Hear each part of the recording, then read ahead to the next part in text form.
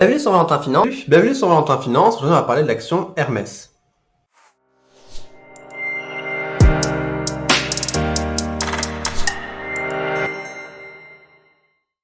Alors, Hermès, c'est une marque qui a une connotation luxueuse, hein. On peut même appeler ça de l'ultra luxe. Et le nom vient du dieu grec Hermès. Donc, c'était le messager des dieux. Pour ceux même qui veulent savoir le caducée ici, hein, c'est pas le caducée d'Asclepios médical, hein, c'est le caducée d'Hermès qui est aussi affilié au caducée médical, mais plutôt dans les pays anglophones. Bref, voilà, c'était un petit côté mythologique. Donc Hermès, c'est le secteur du luxe, enfin on pouvait même appeler ça l'ultra luxe. Majoritairement de la maroquinerie, donc tout ce qui touche aux objets en cuir. Voilà, la maroquinerie, c'est ça, hein, c'est de la peau d'animal. Et les autres secteurs d'Hermès, c'est un petit peu comme Louis Vuitton, vous voyez, donc tout ce qui est vêtements, accessoires, parfums. Et Hermès touche un petit peu à ce qui est bijoux, etc. Donc là, globalement, on voit un petit peu le décor. C'est une entreprise française du luxe. C'est un petit peu les secteurs en France où on est un petit peu les champions du monde, hein. Le luxe, c'est le secteur qui marche bien en France. Il y a une bonne image. Ça, c'est surtout grâce à la perception du luxe avec la ville de Paris, etc. C'est vraiment ce qui marche le plus dans le luxe, hein, c'est la perception. C'est la valeur, c'est toujours c'est la valeur, hein, il y a la valeur intrinsèque des choses, il y a aussi la valeur perçue. Eh bien, Paris, la France donne une valeur perçue augmentée pour le domaine du luxe, et ça, c'est un avantage. Alors, en plus de l'avantage, hein, que je vais vous situer de la valeur perçue pour le luxe, c'est une entreprise qui est leader dans le domaine de l'hyperluxe, donc j'appelle ça l'hyperluxe parce que il y a le luxe classique, hein, et Hermès, c'est vraiment une sorte de gros conglomérat. Il y a beaucoup de marques dedans qui sont assez prestigieuses. Et c'est une action qui est vraiment qui est très grosse, c'est une grosse boîte. Donc voilà, pour moi, c'est plus de l'hyperluxe que du luxe. Bon, après, c'est de la terminologie un petit peu, c'est propre à chacun. Ce qui est intéressant chez Hermès, c'est cette création de valeur sur le long terme. Donc l'entreprise aurait pu se contenter de son image de marque, hein, ce qu'on peut appeler le mot, hein, genre son gros château qu'elle défend. Voilà, on a une bonne image, une bonne perception, mais ils continuent d'investir et de faire grossir leur bilan et consolider le bilan. Donc il y a une vraie création de valeur sur le long terme. Et ça, c'est quelque chose qui est intéressant et qui peut justifier un petit peu la croissance boursière de l'entreprise. Alors, autre point qui est intéressant chez Hermès, c'est la bonne gestion de la trésorerie, qui est même une trésorerie qui est croissante. Ça, c'est vraiment quelque chose de super pour une entreprise, de réussir à avoir une trésorerie en plus d'un bon cash flow, une trésorerie qui grossit. C'est vraiment la preuve d'une entreprise en très bonne santé. Donc évidemment, cette bonne santé de l'entreprise mène à un repartage des richesses avec les actionnaires. Donc une politique de dividende qui est distributive, pardon, mais je dirais qu'elle est adaptée. Elle est adaptée parce que s'il y a une baisse du bénéfice réalisé par MS, eh ben, le dividende va essayer de suivre un petit peu cette baisse, qui ne vont pas à tout prix vouloir payer l'actionnaire. Ils ont une réelle politique stratégique derrière tout ça. Un point positif pour les actionnaires, pour ceux qui sont déjà actionnaires d'Hermès, c'est que l'argent des actionnaires est très bien géré et voire très bien valorisé. Il rapporte beaucoup d'argent à l'entreprise, donc ça fait toujours plaisir en tant qu'actionnaire de savoir que notre argent ne finit pas dans la cheminée et en train de brûler, voire faire des moins-values avec. Le bénéfice aussi de l'entreprise a une tendance haussière, donc ça c'est intéressant, ça justifie la tendance haussière aussi du dividende.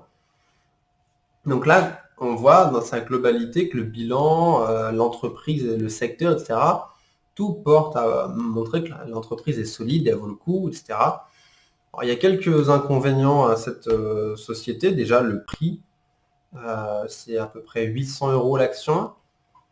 Donc 800 €, voilà, c'est ça, 800 € pour acheter une seule action. Donc imaginez quelqu'un prenant un salaire modeste à 1500 €, un salaire moyen.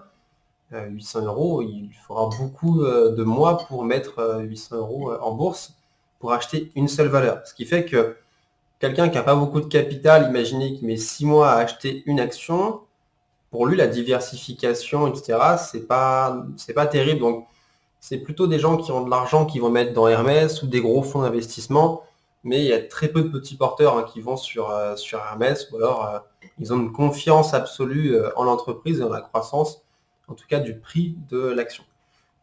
Alors moi, un truc qui m'avait un petit peu inquiété, c'était le PER qui était à 80 durant la crise du Covid.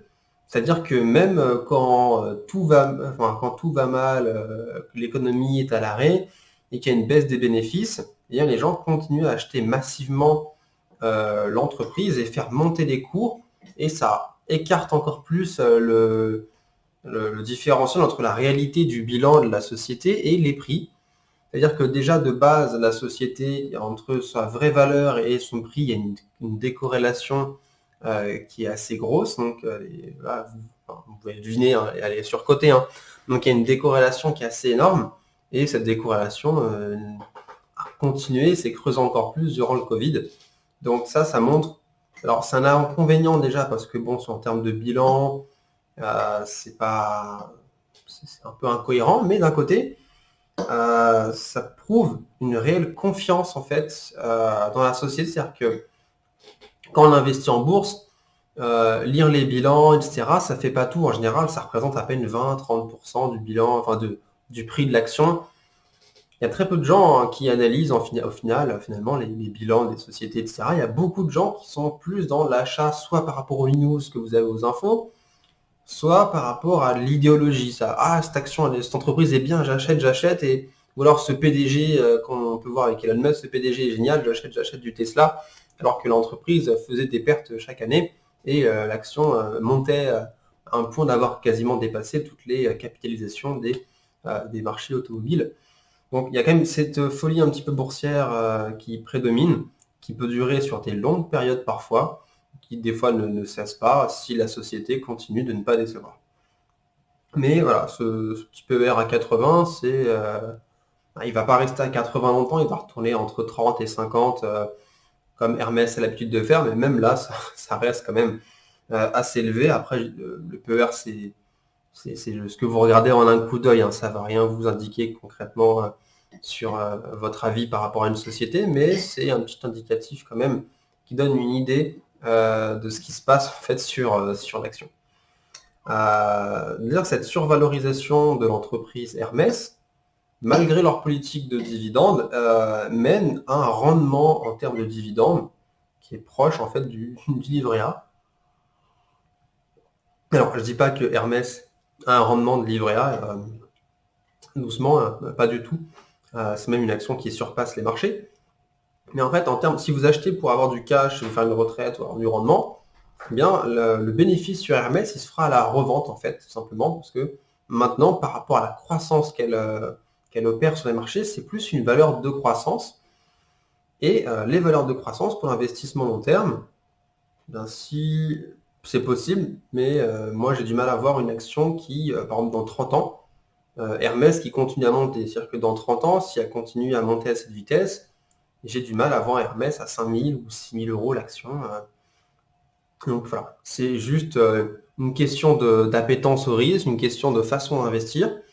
Mais remettre les choses en perspective, voilà, l'action est quand même assez chère et elle reste une action de croissance, une belle action de croissance, ça c'est sûr, mais c'est une action de croissance. Donc c'est une action qui est vraiment surévaluée à 874 euros. Elle va repasser les 900 euros, ça j'en doute pas. Mais ça reste comme très très cher pour ce que c'est. Voilà, vous ne payez pas la valeur du bilan, vous payez plutôt la croyance des investisseurs et d'un futur meilleur. Donc voilà, j'espère que cette vidéo vous a plu. Si vous êtes nouveau, n'hésitez pas à vous abonner et surtout, portez-vous bien.